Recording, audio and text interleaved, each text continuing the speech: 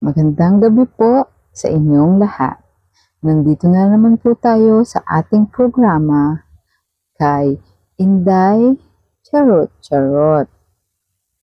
Sisimulan na po natin ang ating programa.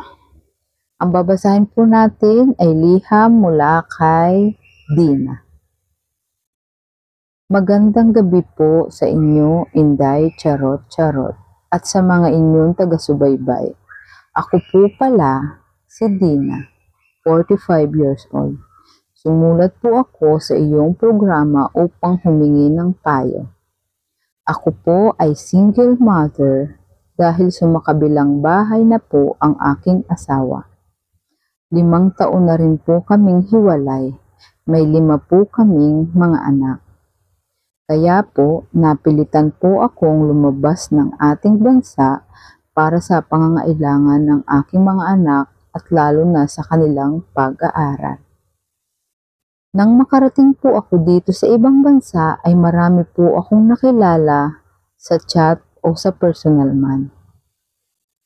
At mga nagpaparamdam po sila sa akin. 5 po sila at nahulog lahat ang loob nila sa akin. Ganun na rin po ako. Oh my God, Dina. Hindi ko po alam kung sino ang pipiliin ko. Lahat ko po silang mahal. Sana po ay mapayuhan mo po ako. Nagmamahal, Dina. Dina, ang maipapayo ko lang sa iyo.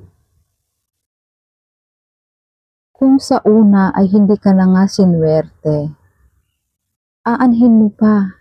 May 5 ka ng anak. Pagtuunan mo na lang ng pansin ang 5 mong anak. Nang sa gayon, makapag-aral sila, makatapos sila, at may maganda silang kinabukasan. Huwag ka nang humanap pa ng sakit ng ulo. At saka, 5 sila. Ano yan? Eat all you can? Bigyan mo naman yung iba, kaya nauubusan yung iba dahil sa inyong mga hamo-hamo. Huwag kang suwapang, Dina. Mamigay ka. Total, may 5 ka ng anak, aanhin mo pa.